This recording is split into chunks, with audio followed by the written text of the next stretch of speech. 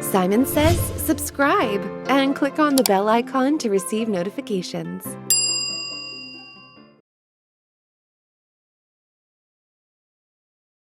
The topic is something that we don't necessarily come across frequently when we're using Excel, but form controls are really useful if you want to add interactivity into your spreadsheets and make them dynamic. So particularly useful for people who analyze data and create dashboards.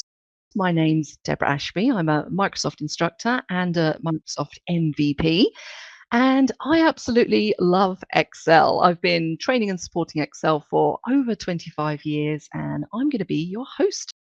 So we're just going to go through basically what form controls are.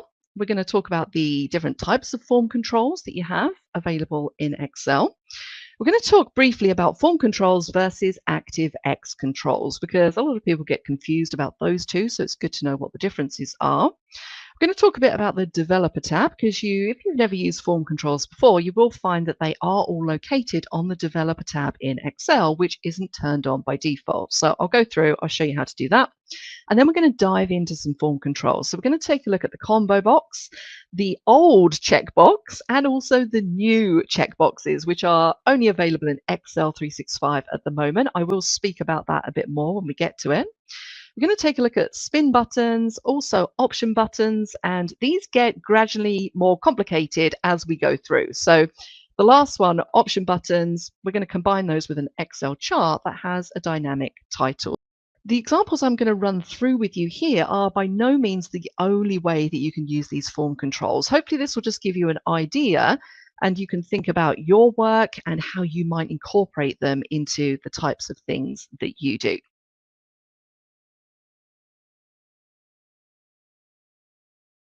Form controls in Excel are basically a set of pre-built interactive objects, and you can add them into your spreadsheets to facilitate user interaction, data entry, and dynamic content display. That probably doesn't mean anything to anyone until we actually get into an example. The controls, as I mentioned, are part of the Excel's developer tools, so you're going to find them on the developer tab. So you might want to just check now, see if you can see it. If not, don't worry, I'm going to show you how to turn it on. And they include elements such as buttons, checkboxes, combo boxes, and more. And they really are designed to enhance the usability of Excel workbooks without requiring any extensive programming knowledge. So they're easy to use and they're pretty simple for your users to use as well.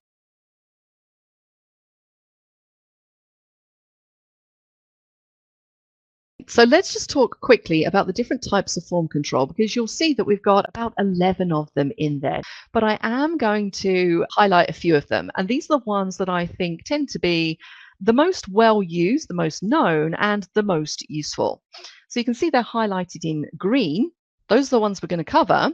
The ones which just have a green border around the outside, I'm going to touch on those. So group box, which you can see at the bottom, I'm briefly going to mention that when we talk about option buttons. We're not going to go into it in any depth, but I will mention it. So we'll see how far we get through the content.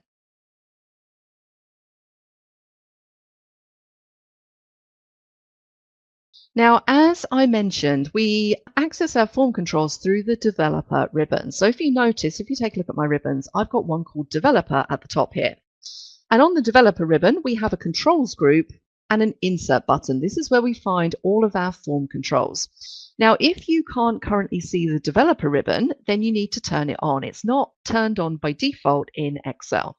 Now, if you're not sure how to do that, all you would need to do is go to File, go down to Options, and from Excel Options, you want to go to the Customize ribbon page. And on the right-hand side here, this is where we've got this little scroll bar. Just scroll down until you find Developer. You can see mine's in the middle there, and just make sure you have a check in the box. If you haven't got a check in the box, you're not going to see the ribbon. So that's what we're aiming to do here. So if you want to click on OK, you should find that you have the Developer ribbon.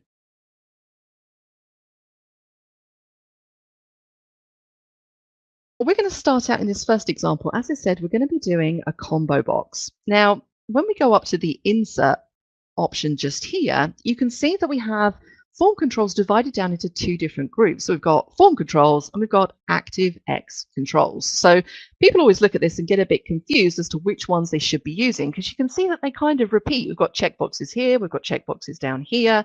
So which set do we use? Well, the main difference between these two groups is that form controls, the top group just here, they're actually part of Excel. They're part of the application, whereas these ActiveX controls aren't. So they basically have their own little files in the operating system. Now, ActiveX controls are seen as a little bit more flexible, but the form controls are a lot simpler and much easier for most people to use.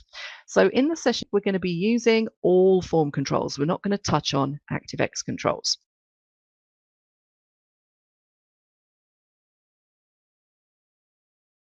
Now, before we actually insert our control, let's just take a moment to look at our data so that we can see what we're doing. And I'm sure when you look at this example, you're going to think to yourself, well, I could do that with a formula. I could do that with data validation. Yeah, you can. There are many different ways to do the same thing. But what we're going to do is we're going to insert a little drop-down box, which is basically what a combo box is. So it's basically an interactive way of selecting from a list. So very similar to data validation drop-down lists. Now, if you're not sure what a data validation drop-down list is, let me just take a second to show you what that is so you can see how they compare, and then I'll talk you through the differences. So I'm just going to go into a cell. Let's say that I want to create a drop-down list which just lists out all of these months. I can go up to the Data tab, into Data Tools, and we have Data Validation. Now, what we can do in here is on the Settings tab, I can say that I want to create a list, and then I can choose the source data that I want to include in that list. So if I want the months, I just need to select the month cells. Click on OK, and I get myself a nice little drop-down list, and I can select different months. And it might be that you've got various different formulas which are feeding off of this, maybe some charts, something like that. Now, a combo box form control is very similar to this. It has a very similar look and feel. Now, the main difference between the two is that when you create a data validation drop-down list, the actual values that you see in here are held within the cell. Whereas if you create a combo box form control, the values, so the months in this case, are held within the actual form control. So it makes it more flexible than data validation because you can literally pick it up, you can drop it anywhere on the spreadsheet. So if you're trying to design a nice dashboard and you want to move things around, then combo boxes are a little bit more flexible than your average data validation drop-down list. So with all that said, I'm just going to delete out this data validation. Let's clear it from the cell. Did I do that? Yes. Let's get rid of it and let's build one using form control instead. So we're going to go up to the developer ribbon. We're going to go into insert and we're going to choose this one just here, combo box form control. So let's click it. Now notice that my cursor has changed to a small crosshair, which means we can now draw in our combo box. And I want mine to be just here. So I'm going to draw it over here. And these form controls can be a little bit fiddly. Let's let go. And you can see I get something that looks very similar to data validation. If I click the drop-down arrow, currently there's nothing in there because we haven't told it the values that we want it to use. Now with these form controls, again, if we click on it, it's going to attempt to activate the form control. So in this case, when I click on it, it's going to produce the drop-down list. If I just want to select the form control, I need to hold down Control and click, and that will allow me to select it. Because we need to select it in order to format it and fill it with these months. Now, to do that, we right-click, and notice we have a little contextual menu here where we can go into Format the Control. And this is going to open up this little Control tab in the Format Control window. Now, notice what we have here. The first thing is Input Range. So this is basically what do you want to display in this list? And we want to display the months. So my input range is very simple. It's just going to be the months. Now, this is where it tends to throw people. Notice we have this field here called Cell Link. Now, what does that mean? You're going to see this Cell Link cell every time you use a form control. Well, the Cell Link cell is basically where the output of the form control goes. So every time we select a month from this drop-down list, there's going to be an output, and that output needs to go somewhere. Now, the cell that you choose can be any cell in your spreadsheet. It really doesn't matter. So I'm going to put mine just here, cell F2. The final thing here, drop down lines. Currently it's set to 8. Now, if I just kept it on 8, it means that for my little drop down list, I'm going to get a scroll bar at the side because I have 12 months. So I'm going to need to scroll down if I want to select some of those months towards the bottom. So I'm going to change this to 12 so that we're accommodating all of the months. We're not having to scroll. Let's click on OK. So now what will happen is if I click the drop down, you can see I get all the months. If I select April, notice what happens in that cell link cell over here. Can you see it says 4? So that represents the month of April. It's the 4th month.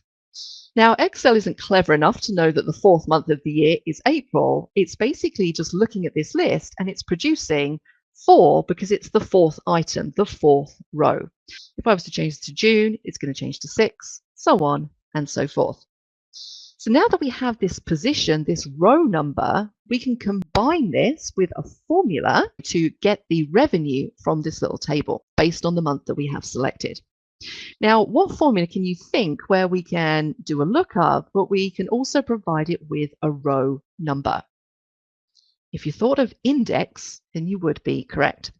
So if we type in index, the first argument of index is array. Now, if you're not used to using index and match or anything like that to use lookups, the way to remember this, and this is the way that I learned it when I was learning index and match, because I found it so complicated when I was first looking at it. The array, this first argument of index, is always the range of cells that contains what you want to return.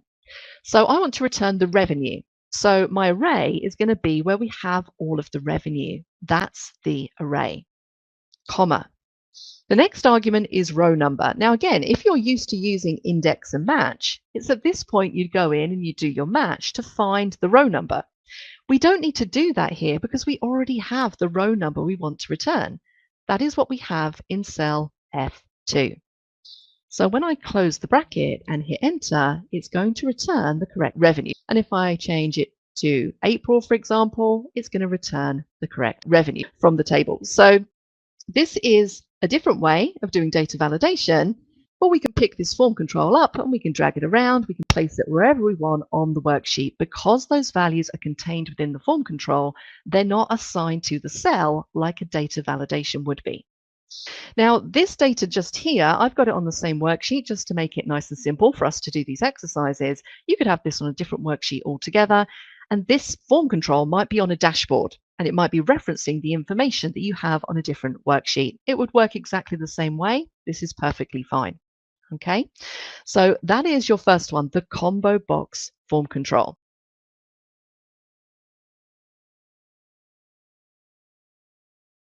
Let's move on to the next one, checkbox. Now, I did mention that we're going to take a look at two different types of checkbox, and I'm going to call them old checkboxes and new checkboxes for distinction purposes. New checkboxes are only available in Excel 365. For anybody not using 365, this is the way you would add checkboxes. This is the old method, and that is using the checkbox form control. So let's take a look at it. And we're going to move this idea on a little bit because we're going to add formulas. We're also going to add a bit of conditional formatting in here so you can sort of see how these work and how you might incorporate them. Now, again, I've just got a small bit of data here. So I've got some bills that I need to pay. Everybody hates paying bills, but these are the bills I need to pay this month. And I want to add in some checkboxes so I can simply check when I've paid. And then at the bottom here where it says bills paid, maybe I want to have a count of the number of bills I've paid. Let's try that. First thing we need to do is we need to input our checkboxes. So if we go back to our developer tab, go to Insert, our form controls, there is the checkbox. Now I'm going to click it. My cursor changes to that small cross again, and I can go and I can draw this checkbox. And these are sometimes a little bit fiddly. So we're going to drag it out because what you'll notice here is that this checkbox comes with a little label, checkbox 1. So if you wanted to label these, you could. In this case, I just want to have the checkbox. So I'm going to click in here and I'm just going to delete out where it says checkbox 1. And let's just drag it in so it's not so huge. And then we're going to try and position it. So again, this is all a bit manual. We can sort of place it in the middle there. I think that looks pretty good. And if I want to copy this down to the other bills that I have, we can simply use our autofill handle. So where we have the small black cross in the corner, I can simply click and drag it down, and that's going to input those checkboxes in the cell. Nice and straightforward so far. Now, if you just wanted a visual list of checkboxes, as in you just wanted checkboxes here and you could say, okay, I've paid my gas bill, I've paid my electricity bill, I've paid my water bill. If you just wanted that visual check, then you're pretty much done here if that's all you want it to do. But we want it to do a little bit more than this because we want to add a formula down here and also a little bit of conditional formatting and almost show like a progress bar as we work through. So what we're going to do is we're going to right click on the first form control. And notice again in the contextual menu, right at the bottom, we have that format option again. So we're going to format the control.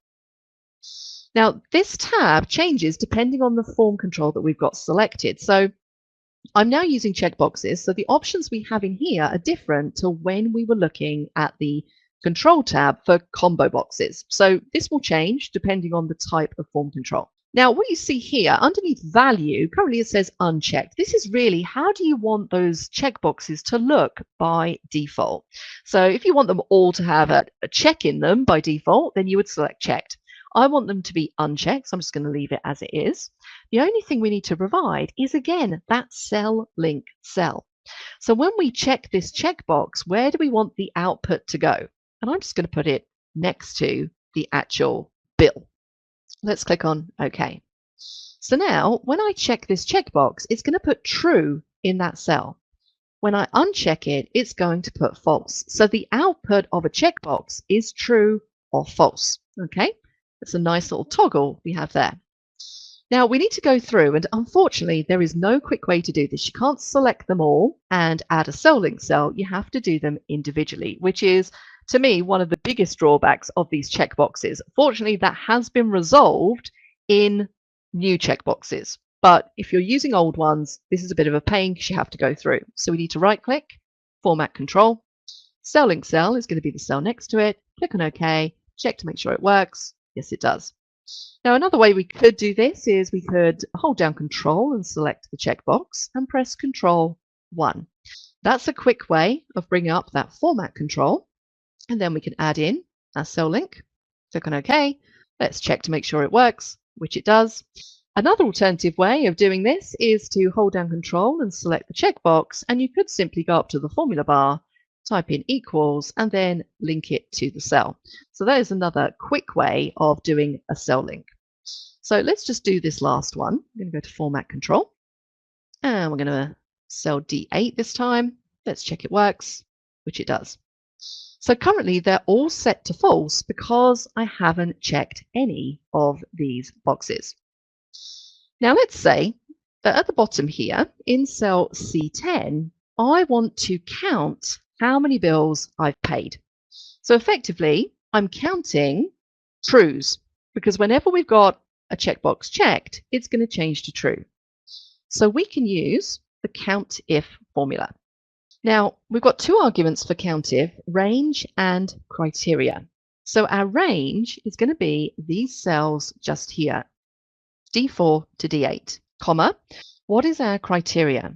Well, we only want to count them if they say true, because that will represent how many bills we've paid. So we can just type in true, close the bracket, hit enter, and currently it says 0, which makes sense because I haven't paid any bills yet. Now, if I say I've paid my gas, my electricity, and my water, I can see that this month I've paid 3 bills. Now, what about if we want to move this idea on even further and maybe show this as a percentage and add a little progress bar in here? Well, what we can do, again, is we can go back to our formula, our COUNTIF formula, and we're going to say we want to divide this by the count, and I'm going to do a count A of all of the bills. And I'm doing a count A as opposed to a count because I'm counting a column that contains text as opposed to values. Okay, so we want to divide it by the total amount of bills. Hit enter. Now notice it's showing me a decimal value. And if I select all of these, it's going to show 1, which effectively means 100%. Okay. As I deselect, you can see this goes down. Now it's displaying as a decimal because we need to apply percentage format. So in the number group here, if we just click on percentage, we then get how many bills we've paid showing as a percentage instead. And the final step here is I want to add a little bar that represents this percentage. And you can probably start to imagine how this might be useful. It's a nice visual way. If you've got a big long list of tasks and you want to show a progress bar, this would be a great way to do it. What we can do is we can click on the cell and on the Home tab, go to Conditional Formatting. And what we're going to do is we're going to add a data bar in. Now I'm going to choose a solid fill one. Let's just go for this nice green data bar.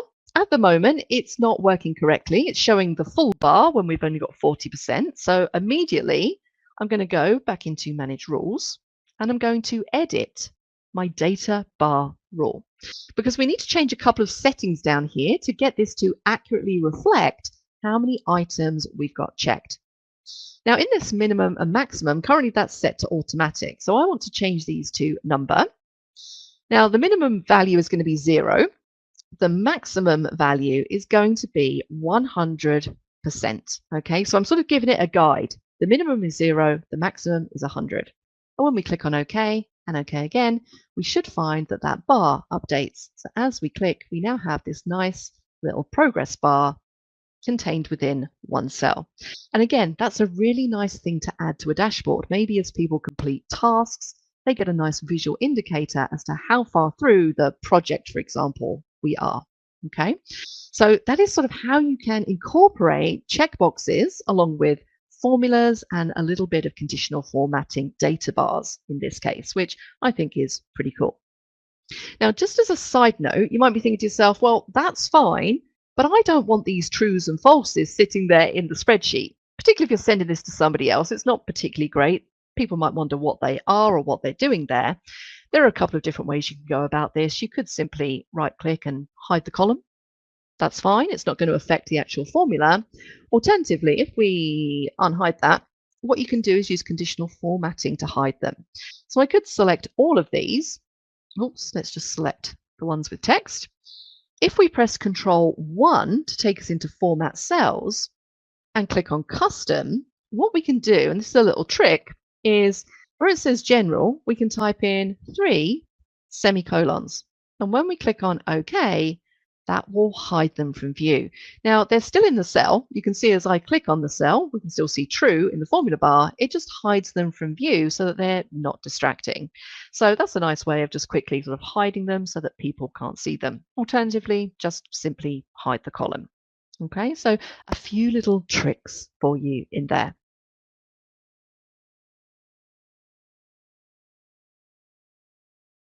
This is pretty exciting, and I realize that not everybody might not be using Excel 365, and that is a bit of a pain if you're not. Sort of all of the new stuff gets released into 365 these days, so anything new, kind of really need to have that version. But these are really cool. And I will say, if you've used Google Sheets and you like their checkboxes, I think Microsoft have tried to copy that a little bit just here. They've tried to make them easier to use. And also they have a lot more functionality and they're a lot more interesting. So we can do things like change the color of the checkboxes. Like we can't do that with the old checkboxes that I've just shown you. So in this example, we're actually going to do a few different things in here. And that's because I'm trying to incorporate the usage of checkboxes into sort of tasks that you might possibly do. So what we have here is something that's reasonably similar. We have a list of tasks. So say these are tasks that I do every day. So we've got some task names, the description, and we have a status and a checkbox column, and I want to complete these. We also have a task number column, which currently isn't complete. Now, what we're aiming for here is I want to add some checkboxes in this column. When I click in the checkbox, I want to make sure that the status changes to complete, but I also want the actual task to grey out and appear with strike through. So what we're going to have happening here is a little bit of conditional formatting and some formulas as well. All right. Task number just here. I want to number all of these tasks. So 1, 2, 3, 4, 5.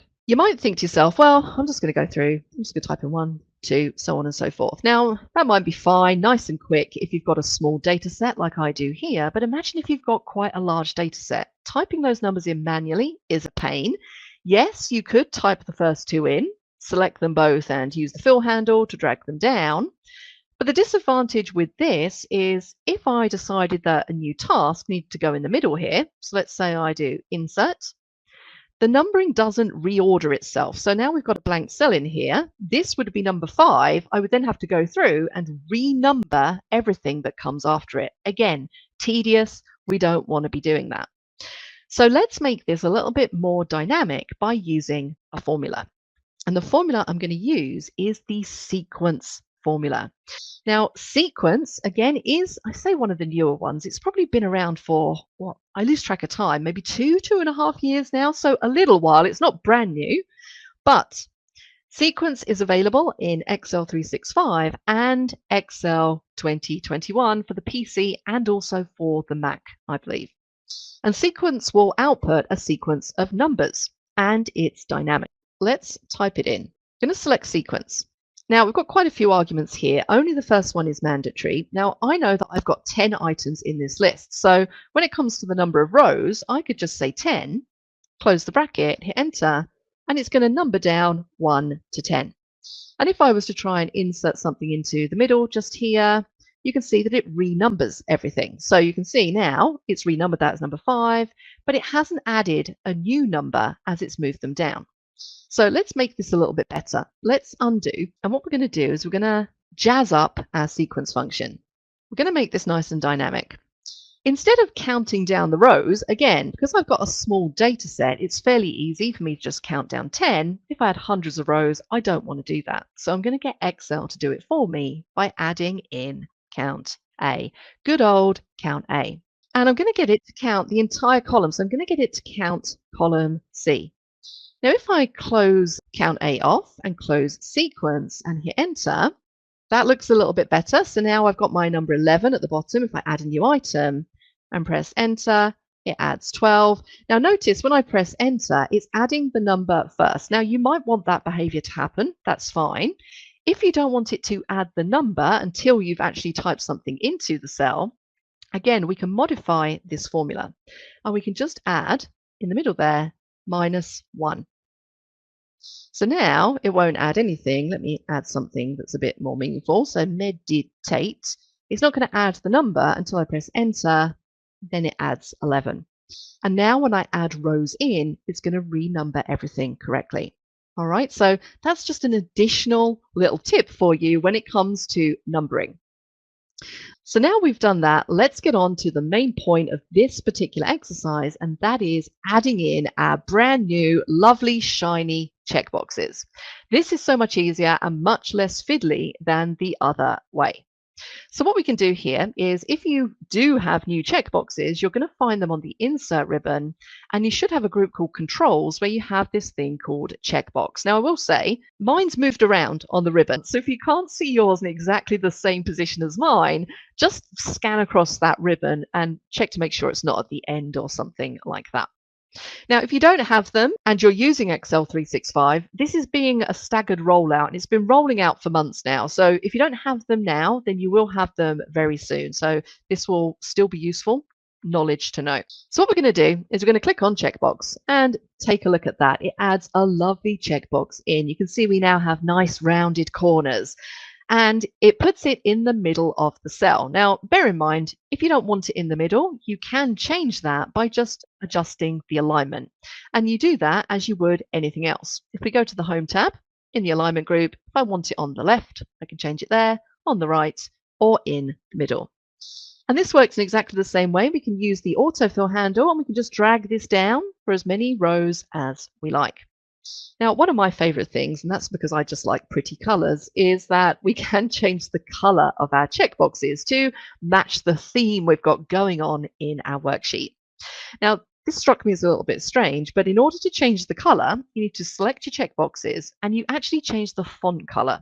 I don't know how they've come up with that, but you change the font color and it will change the color of the checkboxes. You can see as I'm hovering over, They change it to all these nice colors. Let's do like a dark purple. And you can see the effect when we check. Those look a lot nicer than the old checkboxes. As I said, this is very similar to Google Sheets. So they've been stealing a few tricks. Now, when it comes to the functionality of these new checkboxes, they work slightly different.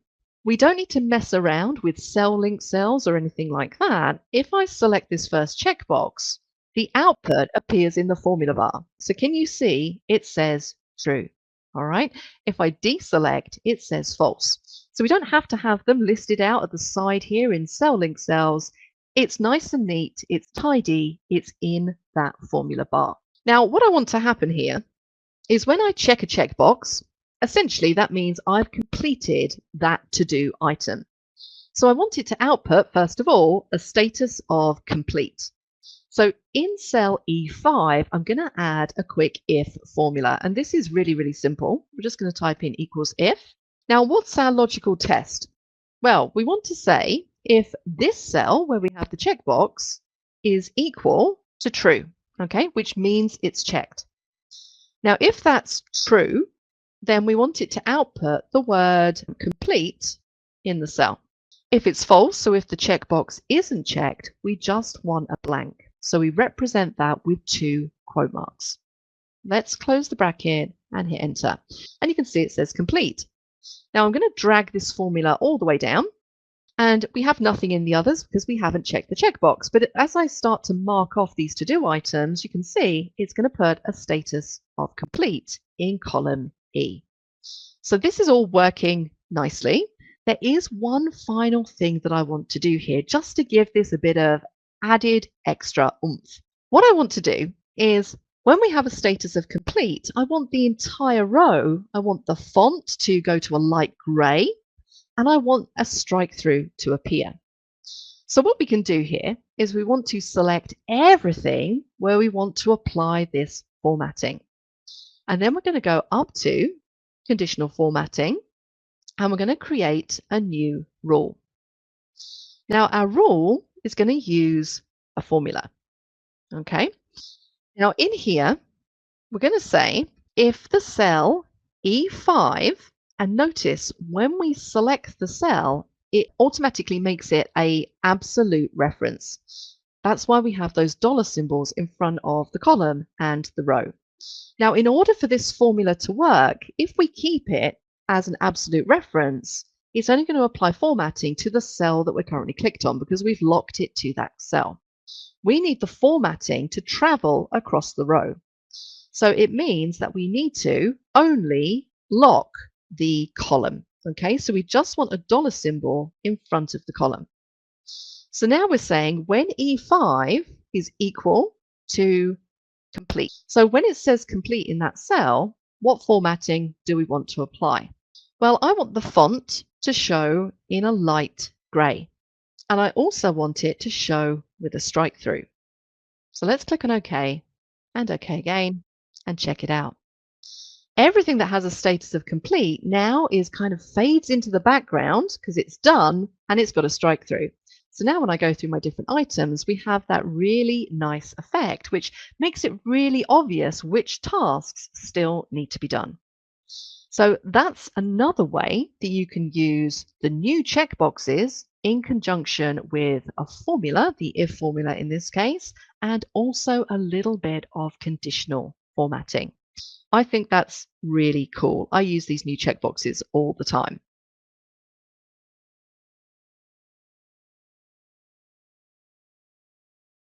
Now, spin buttons are another form control that basically allow users to increase or decrease a value incrementally. So these are particularly useful for creating forms or dashboards where users can adjust values without actually having to manually type values in. And again, that's probably an explanation which won't make sense until you see it in a spreadsheet. So let's take a look at our spreadsheet. We've got a list of employees just here. We've got their employee ID. We've got a column where we're going to add our spin control. Quantity sold is currently blank, product cost, and total revenue is currently showing as nothing, basically. Now, in total revenue, I do have formulas in here. Okay, so I have a sum formula. We're basically doing the quantity sold multiplied by the product cost, which will give us the total revenue. Now, because I don't have any values in quantity sold, that's why this formula is just showing as a blank. But that's going to change in a moment, because what we're going to do is we're going to add a little spin button control, which allows us to select the quantity sold. So let's go up to the developer ribbon. Again, in controls, we're going to click the insert drop down. And this time we're choosing, I wish they labeled these because I never know which ones they are until I hover over. There we go. Spin button form control. It's the fourth one from the left. I'm going to select it. Again, we get that tiny little cross, which means we're in draw mode. So we can basically draw our form control. So I'm going to draw mine just in this cell. And they kind of look like that. I always think these are quite 90s looking, these buttons. I wish Microsoft would jazz these up a little bit, but that is our form control. Once again, we can copy it down by dragging using the autofill handle. You don't have to have your form controls as wide as this. You can make these a little bit skinnier. I've just made them a bit bigger so that you can see them. Now, currently, if I click this up arrow and down arrow, it doesn't do anything. So you've guessed it, we need to format the control. So I'm going to hold down control. Click on the first one. We want to right click and we want to go to format control. Now, with these values in here, current value. Now, current value says 3. I don't want the current value to be 3. Let's just take the current value down to, we'll just say 1. Minimum value, I'm going to keep that at 1. Maximum value. Now, this is going to scroll through the quantity sold. So the minimum quantity sold is going to be 1. Okay. The maximum, well, that could be any number. It depends what worksheet you're working on. So let's just say that there is a maximum of 20 products in stock. So the maximum value that they can sell is going to be 20. Incremental change, I'm going to leave that as 1. And what that means is when I click either the up or down arrow on this spin control, it's going to go up by 1 each time. You don't have to have it going up by 1. I could put in 5 in here and it will go up by 5, so on and so forth. I'm going to keep it as 1. The cell link cell, that's going to be this cell just here. Let's click on OK. Now notice what happens. It starts at 1, okay? And as soon as we've got a value in quantity sold, the total revenue updates. Because remember, this is doing E4 multiplied by F4. So 1 multiplied by 10 is giving us 10. But I can use this form control and we can scroll up and it's changing the quantity sold, which effectively will change the total revenue. So you see these sometimes in use, again, on dashboards as an alternative way of entering in numbers. Now, again, with these, you have to go through and you have to do the same for each of the form controls, which I know is completely tedious, but let's just do a couple of them. I'm not going to do all of them. Current value, we'll take that to 1. You could have it as 0 if you wanted to. Minimum value 1. That's going to be 20. And then the cell link cell for this one is E5.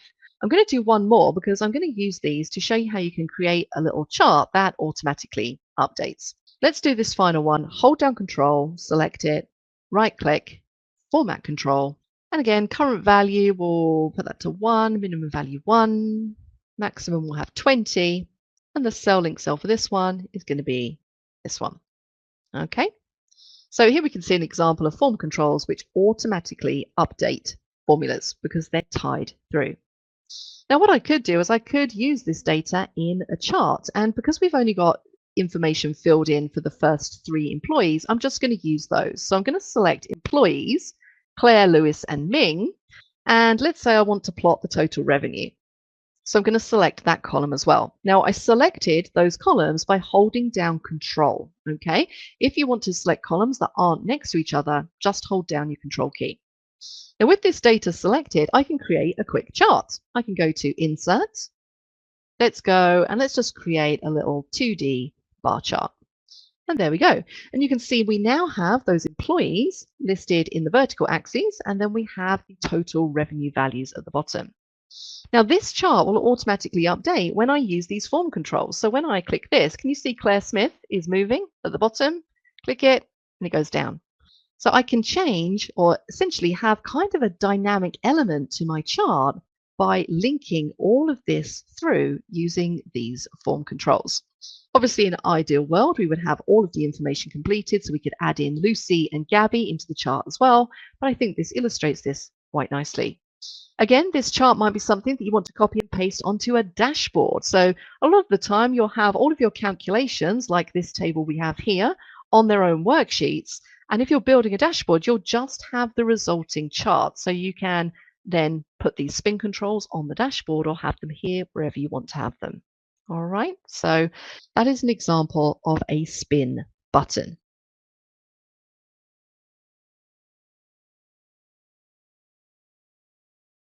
Now, option buttons, again, are pretty cool. You see these often on Excel dashboards. They allow us to select different options, and other things in our spreadsheet will update depending on how we've set this up. So let's take a moment just to understand our data. Again, it's not particularly complex data. We have a list of categories. So we've got home, women's wear, and menswear. We have 3 categories. And then we have a bunch of items that belong to those categories. And we have the sales of each of those items. So what I want to do, the end result, I want to have a chart which has the categories as option buttons, and I can select home, women's wear, or menswear, and it's only going to show me in that chart the items related to whatever category I've chosen. Okay. Now there are a few steps to this. And the first thing we're going to do is we're going to set up our option buttons. So let's go to the Developer tab, into our controls, and this time we want this little one just here, Option Button, Form Control. So let's click it, and I'm just going to put mine over here. I'm going to draw the first one out. Let's make it that big. And again, we have this little label. Now I'm going to relabel this. So to relabel them, you just simply click, and you can right-click and choose Edit Text, or you can just double-click, and then you can delete out what's in there, and you can add your own label. So we're going to call this home. We're going to have one of these for each of the categories. Now, a quick way to do this is if you select this form control, so I'm going to control and click. If you then hold down the control button and then grab the outside border and drag, that will make a copy of that form control. Okay, it's a little bit fiddly, as I said. This is one of the disadvantages of form controls, is they are a bit fiddly. Now, you can move these around. You can nudge them using your arrow keys. So if you want to get sort of really detailed about how you're lining those up, you can. Let's change this one to say women's wear. I'm going to click on this one again. I'm going to hold down control and drag it for my final one. And this one is going to be menswear. Now, you can take your time to line these up correctly. I might just do a little bit of lining up. Let's try and line these up properly. You can use your alignment tools to do this. So you could select all 3 of these. And then on the Shape Format ribbon, you've got your alignment tools just here. Now, your alignment is basically based on the size of the box around the outside. So sometimes these don't align up perfectly, but we could do align top to get those in line. We could try and say distribute horizontally. And there's a little bit more of a gap in here, so let's just move that one over. You could fiddle around with these all day, but let's just do something like that. There we go. That's good enough for me. Now, one thing you'll notice about these option buttons is that when we select them, they only allow us to select one at a time. So when you add option buttons, Excel assumes that the option buttons that you're adding are part of a group. They're grouped together. So you can only select one. You can't select more than one. Now, most of the time, that is exactly what you want. There will be occasions where you might have different option buttons controlling different things on different parts of the spreadsheet. If you wanted another set of option buttons where they're not controlled or not linked to these option buttons, this is where you need to add these into a group. And I mentioned at the beginning, we're briefly going to touch on the group form control. This is that time. If we go to the Developer tab and into Insert, you can see you have a group box option just here. So if I wanted to group these 3 together, I would just drag it around the outside, and that effectively makes those a group. I could then add more option buttons, and those will be independent of these ones. All right, if that makes sense. Hopefully it does. Let's backtrack because I don't actually want those to be a group. So these are linked together, and we need to format them and link to a cell. And the cell we're going to link is going to be F1 up here. So once again, let's right-click and say Format Control. Now again, we have values, so unchecked, checked. So this is just how this currently appears. So this one is currently checked, hence why checked is selected. We just need to provide the cell link cell. Now I'm going to choose F1 in here. Let's click on OK. Now notice immediately the output is 1. If I was to select women's wear, can you see the output is 2? I can see I spelt women's wear wrong just there. Let me just quickly change that, just so we don't run into any issues. I've missed out the S in women's wear. There we go. That's a little bit better. And I'm going to move that along a little bit. So when we select the second one, the output is 2. When we select the third one, the output is 3. So we can then use this output in a formula and get our spreadsheet to do different things. So what we want to do here is, again, as I said, this is more complicated. If you're not used to this formula, then this might seem quite complex. It's actually quite simple when you break it down. But what we want to do here is we want to return the item and the sales from this table based on what we've selected as our option button. So if I've got home selected, the only thing I want to see here are the item and the sales that belong to the category home. So I'd expect to see these ones just here and this one just here. Now the way that we can do this is to use the filter function. And again, filter is one of those newer, again I say newer, again this is about 2.5 years old. It's available in 365. I think it's also available in 2021, possibly 2019 as well. Now what the filter function does is it acts like filter drop downs that you might be used to, but it's in a formula form. So what we can say here is, notice the first argument is array. Now much like with the index formula, the argument array is just what you want to return. All right, so I want to return the item and the sales. So I need to make sure I select both of those columns, comma. We then need to tell filter what we want to include. So I only want to include when the category is equal to whatever we've got selected in our option buttons. So in this case, home, because that's what I have selected. Now, we can't tell the formula to use a form control in the formula, okay? All we can do is link it to this cell just here where we have number 1. Number 1 means home, but we need to get Excel to translate that number 1 means home. Now, we can do this by using a function called switch. Now, if you've never used switch before, I think it's part of lookup functions. So it sort of belongs with VLOOKUP and XLOOKUP and things like that.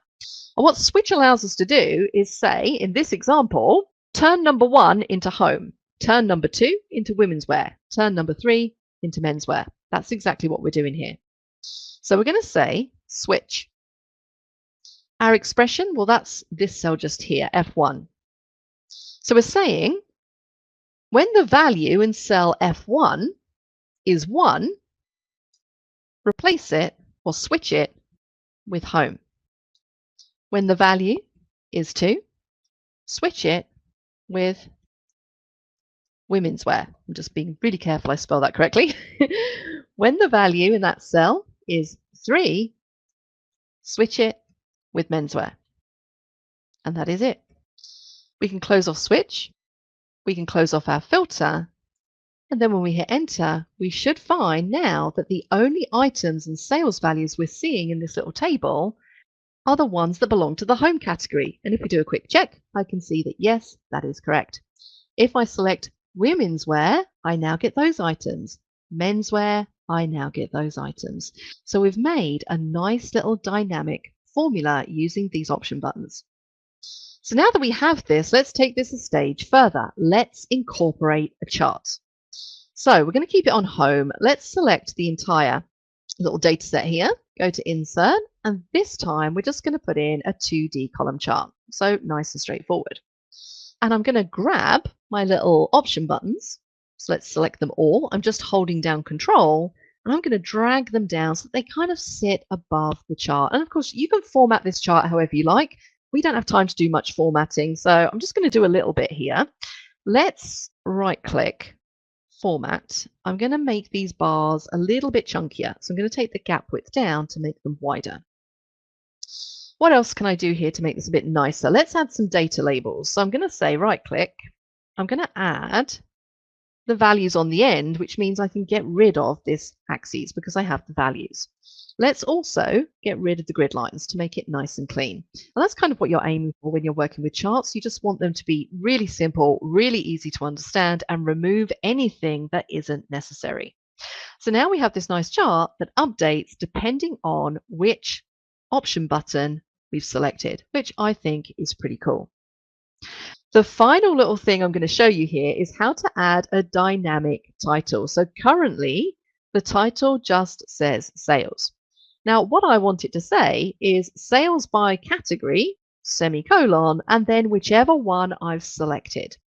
Now, to do this, we need to reuse the switch part of our formula.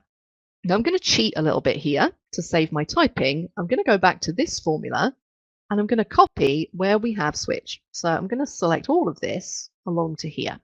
And I'm just going to Control-C to copy that to the clipboard. So that's sitting on the clipboard. And then over here in a random cell, I'm going to start to build my chart title. And we need to put this in quote marks. I want it to say sales by category.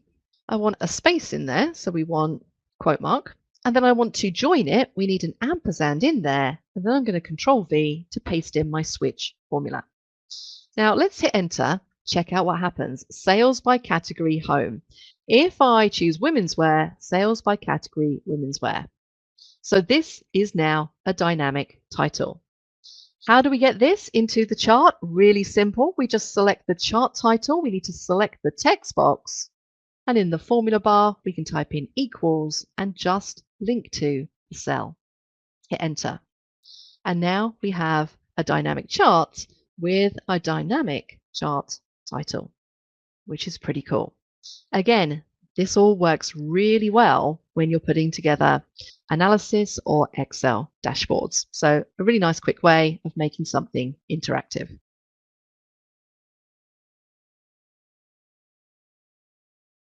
A big congratulations, everyone, for making it all the way to the end of this course. So it's just about time for me to sign off and say goodbye to you all. I hope you enjoyed running through this course as much as I've enjoyed teaching it to you. Once again, my name is Deb. Bye for now.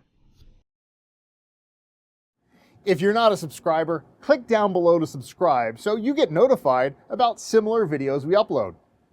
To see the full course that this video came from, click over there. And click over there to see more videos from Simon Says It.